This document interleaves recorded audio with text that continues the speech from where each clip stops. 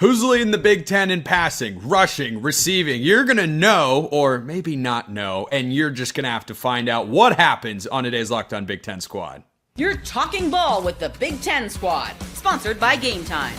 From USC to Ohio State, from Michigan to Oregon, from Nebraska to Washington, it's the local experts of the Locked On Podcast Network bringing you scoops, breakdowns, and the most comprehensive preview of the upcoming Big Ten weekend. No hurt feelings and thin skin allowed. Squad up, you're part of the Big Ten Squad. Happy Thursday, everybody. Welcome to this week's Locked On Big Ten Squad. I'm Spencer McLaughlin, your host, neutral arbiter of all things college football. Of course, Jay Stevens of Locked On Buckeyes is here. Zach Sako of Locked On Nittany Lions. Jacob Goins, Locked On Hoosiers. Mark Colkin, Locked On Trojans. Ryan Herrings, Locked On Badgers. I'm out of breath. We don't usually have this many people. Roman Tomashoff, Locked On Huskies. Trent Condon, Locked On Hawkeyes, who I definitely did not accidentally blow off at Big Ten Media Days a couple weeks ago. And the newest member of the squad, everyone, give a warm welcome to Nick Arvin of Locked On Boilermakers. Even Jacob is clapping. That's how nice we're going to be for Nick. That's wonderful. Wonderful to see. Thank you guys. Thank you all for having me. We're all gonna make our picks. By we, I mean all of them. I'm just gonna bug the crap out of them. Who you think is gonna lead the conference in a particular statistical area, and a dark horse selection to keep an eye on. And the reigning national champ host Jay Stevens is up first. Jay, who's leading the Big Ten in passing yards when the 2025 regular season curtain comes down? So the name I'm going to say is one that I wasn't expecting to come out of my mouth on this show, but Ryan Day made some comments about Julian Sayin recently and compared him to Dwayne Haskins. And Dwayne Haskins in 2018 had 50 passing touchdowns, but I think he also had like right at 5,000 passing yards. And so I do think it's Julian Sayin. That comparison's huge. He hasn't officially been named the starting quarterback yet, but I do think when he gets that title, he will have the best receivers and the best tight end in the entire conference, and he's going to have a field day every single week. 4,831 yards and 50 touchdowns. That was pretty good. You got a dark horse pick, Jay? Someone to keep an eye on that's flying under the radar? This is weird because I was kind of up in the air between two. Roman may have liked me if I picked his. Zach may like me if I pick that one. Zach Sako, that is. I'm going to go with Drew Aller, someone that I really haven't believed in, but I do think a guy that could maybe fly under the radar if possible, because Penn State's offense and the receiving has not really been there.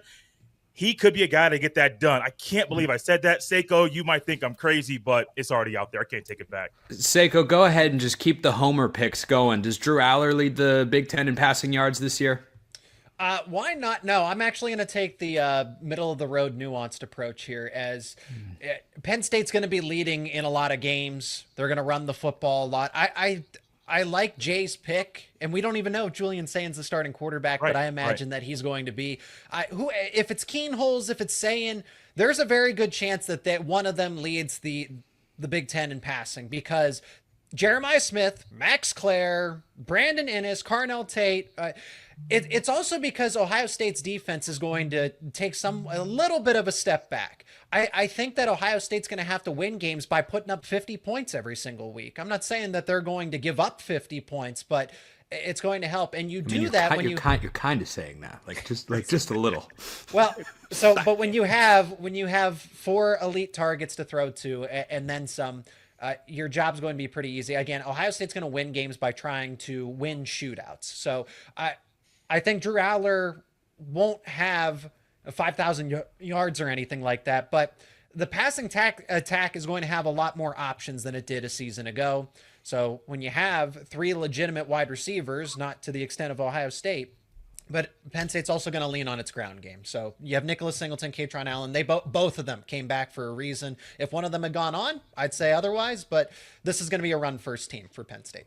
Goins, are you going to throw that number 1 pick lingo at me? If so, I'm going to get you fired so quickly if you say the number. Go ahead. Make your pick. The number was 9%, Spencer. Some folks in the professional world are saying a 9% chance to be the first overall pick in the 2026 NFL draft. I don't believe that to be the case, but Fernando Mendoza absolutely will be the leading passer in the Big Ten. 2 of his best receivers are back from a year ago. Elijah Surratt, Omar Cooper. The offensive line's going to be better to where he actually has time to throw against good teams that have good defensive lines. He's going to be the leading passer. But if he is not, Roman, I'm taking your boy. I'm doing it. I'm taking Williams to be the dark horse leading passer in the Big Ten. Mark, are you outside of an airport loading baggage area at the moment? I don't. What is that behind you there? Also, go ahead and make your selection. So I'm actually on the 4th floor of the Annenberg Journalism School at USC. I got practice to go to here shortly. That's why I asked you to move it up for the week. So thank you. Yeah. Just so you know, we recorded this earlier just to accommodate Mark, and now that I see how many people are here, I'm wondering why in the world we did that. But anyway, Mark, the floor is yours. So the amount of disrespect right now in this room is probably off the charts. Why isn't Jade Mayava? Why isn't his name coming out of anybody's mouth? I mean, you go to the betting service. You go to the betting services. Who's going to have the most passing yards? Guess who's leading the field? Guess who else has some pretty good wide receivers? Yeah. Look, I'm taking the homer pick, obviously, because you have Lincoln Riley also as a play caller. He's known as being able to produce quarterbacks, passing wide receivers. It's a safe pick. So I'm going to go there. My dark horse, and I'm glad he's one of the guys who's not here today. I'm going to go with Nico. I'm going to go with what they got over there. Wow. Is he going to throw 20 interceptions also? Does that count into the Still works. You know, that's the one thing he actually didn't do last year. See, I'll stay on tangent. I thought we were talking about passing yards. Yeah, we're just talking yardage here. So homer picks are popular, which brings us to Ryan Herrings of Locked On Badgers. Hi, Ryan. How's it going? So, if you know what, it's a free country, man. You go out and say whatever you like here at this show within reason and the guidelines of our arrangement with this wonderful network. But are you gonna put your name to Billy Edwards Jr. leading the conference in passing yards? No, so I asked ChatGPT what the odds of that would be, and the answer came back pretty negative. No, not very high. No, I'm not going to go there. I hate doing it because Jay, no disrespect. You and I are cool. We've done a crossover. We're fine. I hate Ohio State. I hate that program. But I wrote down literally insert Ohio State quarterback here, which is probably going to be Sayin. Smart man. Very smart man. Ultimately, the guy who has the most weapons is probably going to be that guy that's going to do it. Zach had a lot of the same reasons. He just is throwing to generational talent at receiver. It just makes life easier. I think it's hard to bet against him. If you want to go super dark horse, because I don't think – listen, Aller's got some weapons coming in. I don't think he's actually a dark horse, right? I think if you want to go super dark horse, look at teams that generally are at the top of the Big Ten in passing yardage. Go super, super deep. Maryland last year was third in the Big Ten in passing yardage. The year before, they were first. The year before, they were third. The year before that, they were third. Mike Locksley literally puts up a top 3 passing offense every single year in the Big Ten. He should also be fired, but while he's there, they pass the ball. It's because they're playing from behind. They're down 3 touchdowns. Throw it around. 100%. By any means necessary, Zach. By any Yeah, means the yardage is the yardage. So maybe look at a guy like Malik Washington if you want to go super deep, because every single year they have receivers, and every single year they put up passing yardage. That's a deep poll. You know what? That's my favorite prediction so far. Roman, you're up next. Did you want to plug Dante Moore here? Because I haven't heard any Dante Moore love, and for no reason in particular. I just think that his name should get thrown out there. It's not like he's in an offense that's produced back-to-back Heisman finalists at his position or anything like that. The 5.5 yards per completion just doesn't get the job done when we're talking about leading and passing yards. I thought I was going to come to the table with Julian Sayin and be like, I'm one of the few guys that has this nod following Ryan. So thanks for that. I think it's always bold to pick a guy who is heading into his first year as a starter, but having Jeremiah Smith, having all those weapons certainly does make life easy. I do have to plug Damon Williams, though, as my dark horse, because this is a guy who, when you look at Washington's offense last season, they were 6th in the Big Ten in total yards per game at 390, and that's something that could very easily take a step forward with an improved offensive line, improved pass catchers behind Denzel Boston. I really like what Omari Evans and Rasheed Williams are bringing to the table, and I look at what this offense can be with Jed Fish at the helm, and I think that it's primed to take a big step forward with DeMond, who can move, who can get outside the pocket, and something we just didn't see Will Rogers do at any point last season. Trent, can you believe that Mark Gronowski's name hasn't been thrown out here in the Iowa offense? I mean, whoa. That's a stunner to me. We're 6 hosts into these predictions and not a single mention of the 2-time national champ. Come on, man. You guys will know. You guys will know. He's not going to lead the Big Ten in passing yards. I live in reality. You guys live in your own realm. But Maeva, he's a betting favorite for a reason. I mean, there's no doubt about it. They're going to throw a ton. That wide receiver group is absolutely loaded. But if you're looking for somebody a little bit deeper down, take a look to our neighbors to the west. You know, Raiola, it was a disappointing end to the season. But with Holgo, a full season, a full off season now as an offensive coordinator, they're going to chuck it around. If I could take this award and say, hey, let's end it at the end of October, I think Raiola might be up there as one of the betting favorites. But you're looking for a long shot, I'd go to Nebraska and Dylan Raiola. Nick, there are more new players on Purdue's roster this year than you've probably had a chance to go over on your show at this point, since there have only been a couple of episodes. But that's why we stick to your team every day here at the network. The floor is yours for the first time here in the squad. No pressure, but you only get one chance to make a first impression. Absolutely. So if I wanted to go with one of my Purdue guys, it would be kind of hard because Purdue hasn't decided on a starting quarterback yet. We're between three guys right now. So that shifts me over to Mark's team. Jaden Maava. We've seen Lincoln Riley be able to develop quarterbacks. We've seen him be able to develop those Heisman guys, whether that be Kyler Murray, whether that be Baker Mayfield, whether that be Caleb Williams. And we know that offense is going to be explosive. They're going to pass the ball a lot. The defense may not be able to stop anybody, but the offense is going to put up points. So that's something that we look at. And I would say Jaden Maava is my quarterback for that. When we talk about a dark horse, my eyes actually shift to Illinois and someone that nobody said, which kind of surprises me. And that is Luke Altmaier. We saw him kind of show out last year. That offense was much improved last year, and they kind of made a statement. So going into this year, they should be much improved. He has the weapons. He has the team. I think that Luke Altmaier is a dark horse to be the Big Ten leading passer. How about that? Nice dark horse pick. Mark, okay, make it fast. I saw you. I was about to call him the smartest man in the room, and then he got a little cocky. He's almost there. Mark was like this close to liking you, and now you're just never going to recover. And he doesn't like anybody. Yeah. You're so close. It's like you were out there on the date, you were making a good impression, and then you offered to split the bill, and Mark was like, oh, no, don't do that. So we still got to pick the leading rusher and receiver in the Big Ten Conference. That coming up on the Big Ten Squad.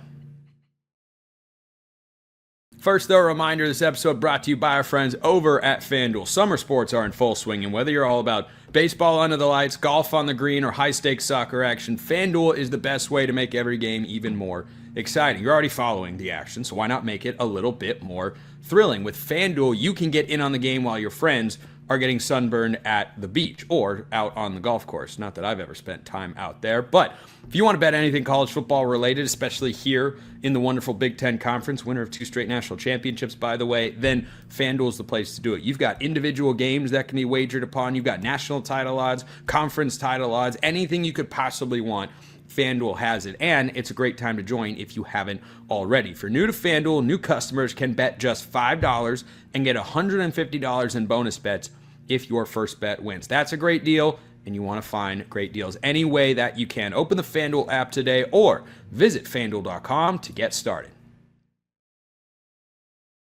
All right, so the obvious choice for a leading rusher in the Big Ten this year is Makai Hughes of Oregon, but let's go beyond. Let's push beyond what is clear and obvious to everybody, Jay Stevens, and let's see maybe who could come in second to Oregon's running back. What do you think? I wouldn't say second. I would say first, and to stick with the theme of the day. I got Jonah Coleman, top 10 in the conference last year in rushing yards, and I do think with a lot of the growth that you have seen, that you're going to see in Washington, I think he's going to take a step forward and lead. It would be easy for me and for Zach, and I don't know what Zach's going to say, to pick one of the starting running backs at our schools, but both of these schools, Ohio State and Penn State, are going to have a 2-back system where even last year, both Allen and Singleton were top 10 in the conference in rushing. I don't think that they will be number one, though. Dark horse is, to me, a little weird when it goes somewhere that Trent is not going to like. I know Ryan doesn't like it either. Minnesota and Darius Taylor, he was also top 10 in the conference last year in rushing. They're going to have a young starting quarterback. And when you have a young starting quarterback, they're going to rely on the running game and your tight ends. I think Taylor's going to have another monster year this year. Seiko, your opportunity to weigh in and say who will be just behind Makai Hughes this year. So ironically enough, I was thinking Jonah Coleman in my head before we, started this show, but I'm not going to go. Podcast is starting to make me nauseous. No, I agree with you, because if we're actually trying to answer this instead of trying to, give the homer answer, does Oregon have a split backfield? It is going to be Makai Hughes. You want to take a team that is going to win a lot of games. Winning teams run the football. So if we're going to say what team is going to lead the conference in rushing, it's going to be Penn State, because they're going to be a run-first team. They're going to be leading in a lot of games, and they have two superstar college running backs that are in the top 5. Singleton's second, and I'd argue that Katron Allen's either 4th or 5th. So Penn State's going to run the football. They led the conference in rushing a season ago, and ironically enough, Jonah Coleman actually had fewer rushing yards than both Katron Allen and Nicholas Singleton last season. So if Coleman is that bell cow player and Washington punches above its weight class and wins more games than it should, then yeah, there's definitely a case for him. But between what Oregon's going to do by winning double-digit games, and if they have a workhorse type of running back, then he's probably going to lead the conference and might have a case to lead the nation. Goins, you may now weigh in with your usual tomfoolery. No, you are going to want to take that back, Spencer, because I actually have your boy. He's going to be serious. Woo! I have Makai Hughes because best take of his career. I'm not sold on what Dante Moore's production will be, especially worst take of your career. Especially early in the season, okay? Later on, sure, he's probably going to be talented and be a really good player, but early on, they're going to turn around and hand it off. They're going to have to, and you lean on that early in the season with a good offensive line in Oregon. So yes, I'm taking Makai Hughes as my leading Big Ten rusher, and I love the Darius Taylor pick, by the way. So can I jump on that as the dark horse? I'm changing mine because I think that's better than what I had. Yeah, Darius Taylor, probably the most underrated back in this. He might be the best NFL caliber back in this league after Singleton and Allen, and I don't even know if he's after those two. He's Darius Taylor, very good. Anyway, Mark, you got any surprising selections over there? Yeah, I do actually. So, can anybody here name the only team that has 3 members on this year's Doak Walker candidate Board Watch list? Kansas State. Anyone? Wait, the only team in the country or in the conference? In the country.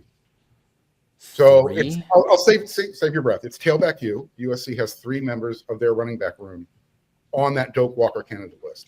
Will one of them lead the conference in rushing? Probably not. I'm going to go with the program named Michigan, just because that's what they do. And I think Justin Hayes is going to be pretty good. Not to take anything away from Penn State or Makai Hughes. I don't know if Makai Hughes lasts the entire year because you might be overusing him. I don't know if he's a workhorse type of running back. I guess is my point. We'll see. Hey, he ran for 2,700 yards in the last 2 seasons. Not in the Big Ten. Not in the Big Ten. That's true. Wasn't in the Big Ten. He's got a solid number 2 behind him. I heard that from some other podcaster out there. Ryan, who leads the Big Ten in rushing? Yeah, 2,700 yards is familiar. That's the number Melvin Gordon ran for in a single year when he was snubbed in the Heisman from that guy from Oregon. It's funny. Mark said tailback U. I'm sorry. Did we forget about like Jonathan Taylor, Ron Dane, James White, Monte Ball? Like there is a tailback U in the Big Ten. It's not USC. Let's be super clear on this. The answer is yes, Ryan. He forgot. It happens to men of his age. Let's be super clear on this. I don't even care about the on my side to back it up. I have my dark horse and my leading guy. The hell with that. Let's talk about this for a second. Wisconsin is tailback U. I don't have a lot of wins recently. That is one that Wisconsin is. Right? You do not remember Jonathan Taylor just a couple years ago and then Melvin Gordon before him. And then, I don't know, Ron Dane and all these pieces, Monte Ball, James White. It is tailback U. And by the way, if you want a dark horse, I was at Camp Randall recently. I was at practice down in Platteville watching the Badgers. And if you listen closely, you can listen to the echoes of those running backs. So the next guy up for the Badgers is Dylan Jones. He was a 4-star guy last year. If you look at Jeff Grimes, the new offensive coordinator in 2021, his offense led the Big 12 in rushing. Last year at Kansas, they were 3rd in the Big 12 in rushing. Dylan Jones is the next Badger star at running back. He's not going to lead the conference this year. There is a bit of a timeshare there. I got a little angry about that USC coming in and then your 2 years tailback U. Stop. I know how to It's Hughes, by the way, that's going to lead the conference in running. That was my answer, but I got thrown off. The pain that came through when Ryan was like, just give me the tailbacks, man. You can't take this from me. Everything else is gone and horrible. Don't take that away. Well, let's just be real here. Okay. But I think that's a compelling point. A lot of good running backs out of Wisconsin. Roman, your pick and your dark horse. I'm going to shock some people here. My pick is not Jonah Coleman. I really love all the Jonah love here. I don't think we're going to see him get 193 carries like he got last season because I'm factoring in Adam Muhammad, a sophomore who this coaching staff is really high on. I think he's going to take a step forward. We also have to factor in Damon Williams, might get 50, 60, 70 carries by the time the season is over.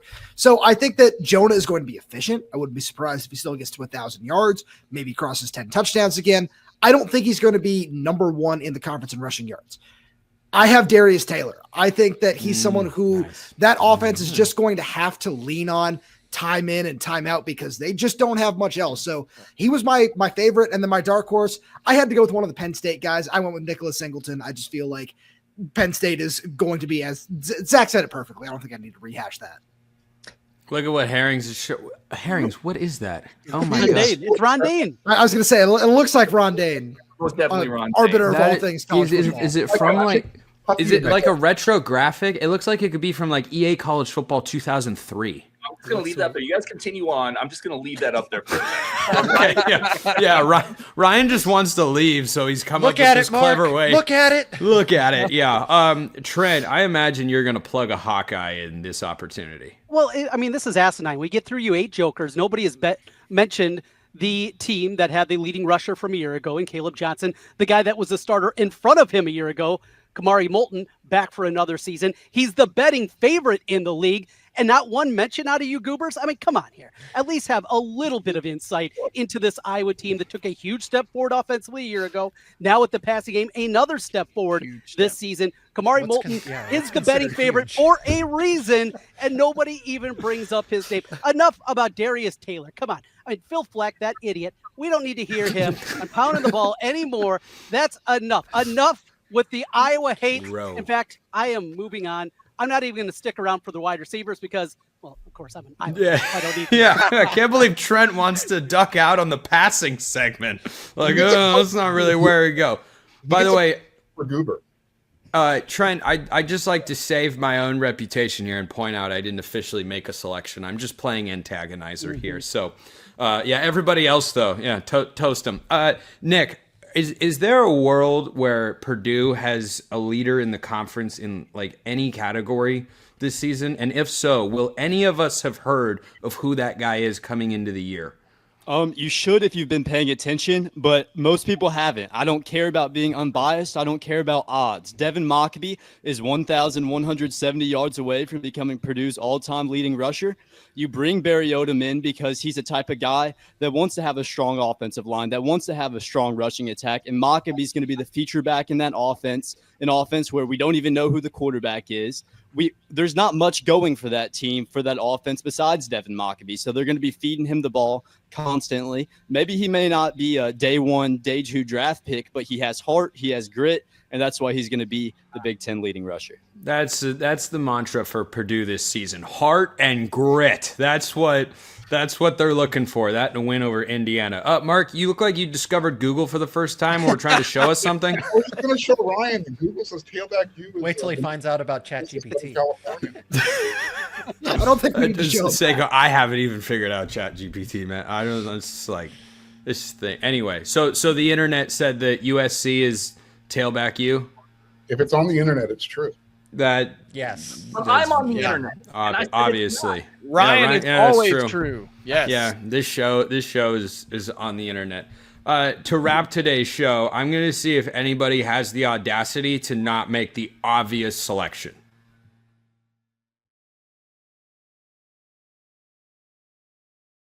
All right, the leading receiver in the Big Ten for this year. I want to start with a quick poll and a show of hands. Does anybody have the intestinal fortitude to not seriously pick Jeremiah Smith to lead the conference in receiving yards this year? Show of hands, is anybody going to actually do that? Okay, I was Mark. waiting for Mark to raise his hand. Why am I Always one not guy. surprised? You should have just started with him. I probably should have started. We will go. Okay, Mark is not picking. Mark is not picking Jeremiah Smith. Who just got kicked out? I can't keep track. Trent. Remember, I think he Oh left. yeah, Trent. Oh yeah, had to run and hide. Trent's done. Trent's like, oh, passing game. Gosh almighty, it's like a scarecrow. Mark, your leading Big Ten receiver at the end of the year is who? It's Makai Lemon. Okay. I mean, I guess So we're it's not. debating That's not the second place? crazy. It's not a bad pick. It's not a bad. It's not. because It's not ridiculous. What happened? Let me give you my homer rationale. And I'm not knocking Jeremiah Smith. The dude is a stud. He's going to be great. Let's just clear the air there, okay? You've got a quarterback who's playing. He's thrown 4 passes in his career. Is Jeremiah Smith not going to be the focal point of every single defense you guys go against? Mm-hmm. Probably. Clearly, Oregon's in the Rose Bowl, but No, it was. That's the problem. Thank you, Roman. I appreciate that. So again, am I going to plant the flag on the hill that Makai Lemon's going to do it? Of course not. You tested my manhood. You said, who has the intestinal fortitude? Here I am. I don't know if that's how I'd phrase it, but yeah, okay. Let's roll with that. Also, Roman, good to see you as always, fighting battles that are not your own, that are just against Oregon. But that's okay. Jay, who's your dark horse to lead the Big Ten in receiving yards this year? I will make it quick for time. Denzel Boston. Ooh, You're a big Washington fan. that's an annoyingly kind of nice dark horse pick. Seiko, go ahead. To finish in second, Nick Marsh. I don't think Nick Marsh made it onto our Locked On College Football Top 100. And I saw our good friend Matt Sheehan, who doesn't make enough appearances on this show, go to bat for it. And he is completely justified. I mean, that was a player that I wanted Penn State to win that recruitment battle, and Michigan State was able to get that across the finish line. Nick Marsh is good. He just wasn't not enough people realize how good he is because he didn't play last season fully healthy. Give me a team that has a young quarterback in Childs, that you're looking for that team that's not going to win too many football games, but is still offensively sound and is probably going to play a little bit extra backyard football this season. Nick Marsh might actually be closer than we think to Jeremiah Smith. Goins, your dark horse. Dark horse wise, just because of the reasonings we gave, let's say that it doesn't all work out for Jeremiah Smith this year. Let's say he has the focal point of the defense as he will. Why not go with the number 2 according to the betting odds? Let's go Carnell Tate at Ohio State, right? Why not go with the secondary guy who could be the go-to if Jeremiah Smith is locked up? And Mark, this one's just for you. I'll take Jacoby Lane, the 3rd best betting odds in that USC receiving room. Why? For literally no reason. Oh, that's as good a reason as I've ever heard to pick something for USC. Herrings, anybody in Madison that could surprise it? No. Oh boy, that was a quick no. That's Herring's going through it, man. Vinny Anthony's a really good receiver. For people who don't really, for real ones, if you know, Vinny Anthony had more yards against man coverage than Jeremiah Smith did last year. Averaged 17.4 per catch against man coverage. He's really good, and he did that with Braden Locke chucking him the rock. Let's be honest. Vinny Anthony's really good, but it's a solid dark horse to lead the Big Ten. Like their offense isn't going to be there, and they play a brutal schedule. That's just not realistic. I don't know, man. Like there's no. Can I just say there's no dark horse when Jeremiah Smith is on the field? Like it's almost not worth talking about. It's almost that's why it's called dark horse. It's not an outright pick. It's like keep an eye. Something that is so statistically not going to happen. It's like picking against Jerry Rice in 1987 to lead the NFL in receiving yards. It's going to be Jeremiah Smith. The dude is incredible. He's not from this planet. I listen, if you want dark horse, I think Penn State's really intriguing. Brought in a couple receivers. They obviously lost Tyler Warren. That's a big chunk of that receiving talent that's gone. A guy like what's his name? Pena is a really good route runner. Caught 84 balls last year. I think Aller's the type of guy that works really well with good route runners. He has good timing and touch. If he is one of the better quarterbacks in the Big Ten, he's got to throw to somebody. Tyler Warren's not here anymore. I think somebody like that makes sense. But again, it feels like we're talking about who's going to deliver presents if Santa's dead. Nobody. Santa's going to be there. Like Jeremiah. Damn.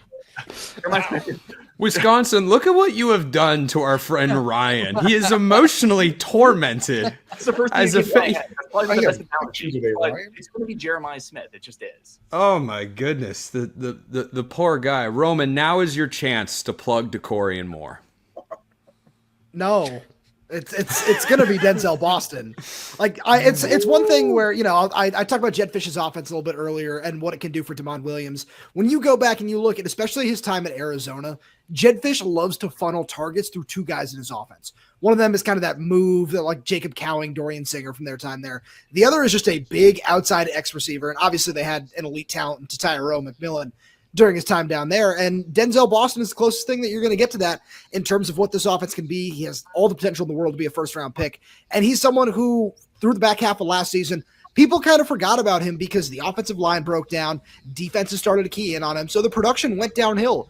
That doesn't seem like it's going to end up being the case this season, so I wouldn't be surprised if he gets to 1,200 yards and 13 touchdowns this season. Nick, you got an under-the-radar pick to lead the Big Ten in receiving yards?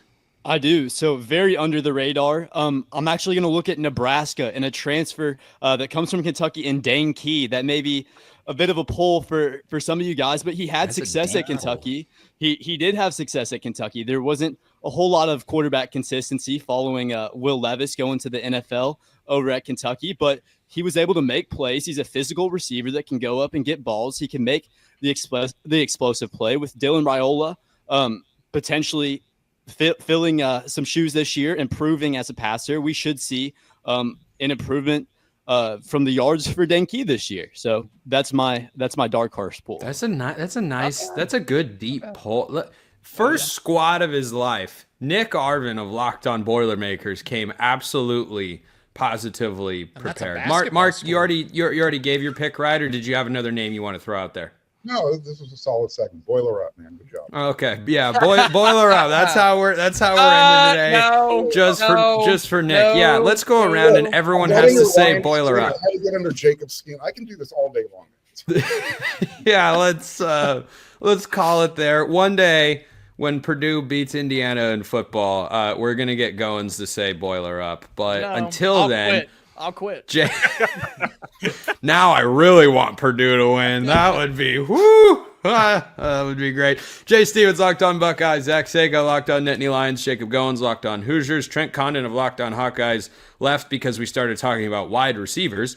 Ryan Herrings of RBU, Locked On Badgers. Roman Tomashoff, Locked On Huskies. Nick Arvin is the new guy on the block here at the network. Locked On Boilermakers. Mark Colkin, Locked On USC. I'm Spencer McLaughlin, Locked On all over the place.